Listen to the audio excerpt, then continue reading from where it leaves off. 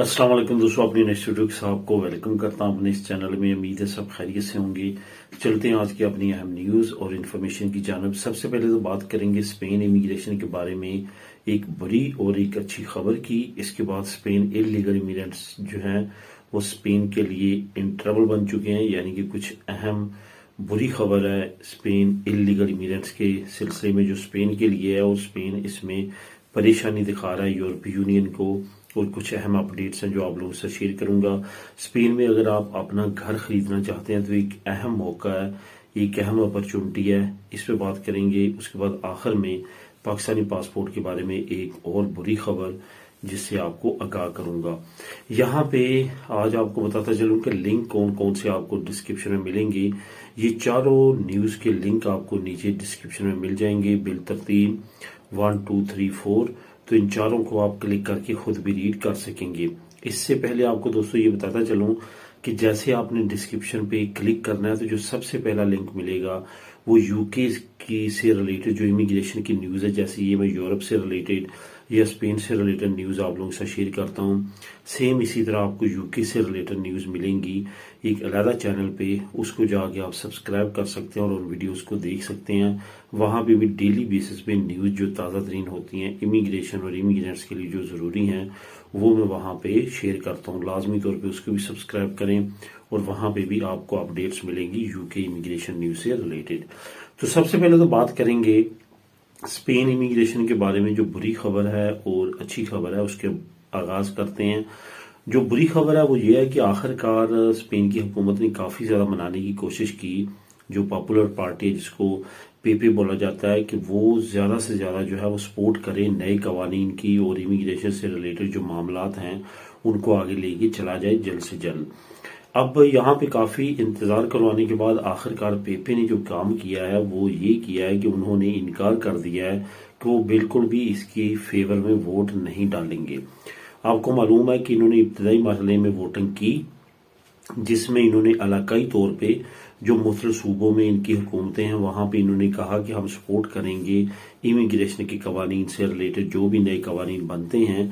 लेकिन अब जब सेंट्रल की बात आई है, यानी कि मैड्रिड में जो कि कौमी असम्बली है, जो कांग्रेस है वहाँ पे, तो वहाँ पे अब एक मरतबा फिर पॉपुलर पार्टी ने इनकार कर दिया कि वो इन कवानीन को सपोर्ट नहीं करेंगे। और साथ उन्होंने ये भी कहा है कि हुकूमत इन कवानीन को आगे लेके चले, हम आगे चलकर इसके बारे में मजीद जानेंगे और तभी हम फैसला करेंगे कि हमने इसको सपोर्ट करना है या नहीं करना। यानी कि उन्होंने अभी तक जो है वो दरमियान में रखा हुआ है कि ना तो वो सपोर्ट पूरी तरह से कर रहे हैं और ना ही इनकार कर रहे हैं। वोक्स पार्टी ने पहले ही पॉपुलर पार्टी से अलहदगी का ऐलान किया। जब इन्होंने छोटे सूबों में सपोर्ट करने का ऐलान किया था इमिग्रेशन के कवानीन को, तो वोक्स पार्टी ने उसी वक्त इनसे अलहदगी इख्तियार कर ली थी और कहा था कि हम मजीद पॉपुलर पार्टी के साथ नहीं चल सकते। अब ये नई अपडेट आई है जिसके बाद अब देखते हैं हुकूमत इस पे क्या स्टेप लेती है। अच्छी खबर यह है कि हुकूमत की तरफ से कुछ नई अपडेट्स ये आई हैं कि हम पॉपुलर पार्टी के बगैर भी इस कानून को इम्प्लीमेंट कर सकते हैं और हम कर लेंगे। उनका ये कहना है कि हम पॉपुलर पार्टी को आखिरी मरहले तक देखेंगे कि पॉपुलर पार्टी इसके बारे में क्या मौक़िफ़ रखती है और क्या वो इमिग्रेंट्स के मामलात को हल करने के लिए सीरियस है या कि नहीं है। तो अब देखते हैं आने वाले वक्त में क्या अपडेट आती है। लेकिन हुकूमत की तरफ से अच्छी खबर ये आई है कि हुकूमत ने कहा है कि पॉपुलर पार्टी अगर सपोर्ट करती है इस कवानीन को तो बहुत अच्छा होगा, पॉलिटिकली स्टेबिलिटी आएगी, ज़्यादा से ज़्यादा जो वोटिंग है वो इन कवानीन के हक में जाएगी। अगर नहीं करती तो फिर भी पिसोई के पास इतनी नंबरिंग है कि वो इस कानून को पास करवा सके और इम्प्लीमेंट कर सके। अब पिसोई कब ये कानून को पास करवाती है और इम्प्लीमेंट करवाती है ये तो आने वाले दिनों में मजीद वाज़ेह हो जाएगा। लेकिन फिलहाल पॉपुलर पार्टी की तरफ से ये बुरी खबर आई है जो कि इमिग्रेशन और इमिग्रेंट्स के लिए कोई अच्छी खबर नहीं है। अब दोस्तों बात करते हैं स्पेन इलीगल इमिग्रेंट्स जो कि स्पेन इन ट्रबल में है। जब से अनाउंस हुआ है कि इमिग्रेशन के नए कवानीन आ रहे हैं, नए कवानीन में कुछ तरमीम हो रही हैं और साथ साथ इमिग्रेशन का भी काफ़ी ज़्यादा चर्चा बढ़ रहा है कि इमिग्रेशन ओपन होने जा रही है और इमिग्रेशन से रिलेटेड जो नए कवानीन आएंगे उसमें काफ़ी अहम चीज़ें जो हैं वो सामने रखी जाएंगी ताकि इलीगल इमिग्रेंट्स को ख़ास तौर पे फ़ायदा हासिल हो और उनको ज़्यादा से ज़्यादा लीगल किया जा सके। ये याद रखें कि स्पेन में जो नई कैलकुलेशन सामने आई है उसके मुताबिक 7 लाख तक जो है वो इलीगल इमिग्रेंट्स इस वक्त स्पेन में मौजूद हैं। अब इन इमिग्रेंट्स की मौजूदगी के बावजूद नई अपडेट्स ये हैं कि डेली बेस पे 300 से 400, 200, 250 जो मजीद इलीगल इमिग्रेंट्स हैं वो स्पेन के मुख्तलिफ जजीरों में बोट्स के जरिए पहुंच रहे हैं। जब से ये अनाउंसमेंट हुई है ये जो तादाद है ये डबल से ट्रिपल हो चुकी है और ये तमाम के तमाम लोग जो है वो अफ्रीका साइड से इंटर हो रहे हैं, क्योंकि अफ्रीका साइड से स्पेन के जजीरों को और इनका जो बॉर्डर है वो ज्यादा क्लोज है, तो वहां पे बोट्स के जरिए लोग जो हैं वो काफी बड़ी तादाद में पहुंच रहे हैं, जो कि हुकूमत के लिए एक दोबारा से अलार्मिंग सिचुएशन है और हुकूमत को ऑलरेडी वहां पे रहायशों का और सेंटर्स का मसला है और इसके बाद मजीद मसला बढ़ जाएगा।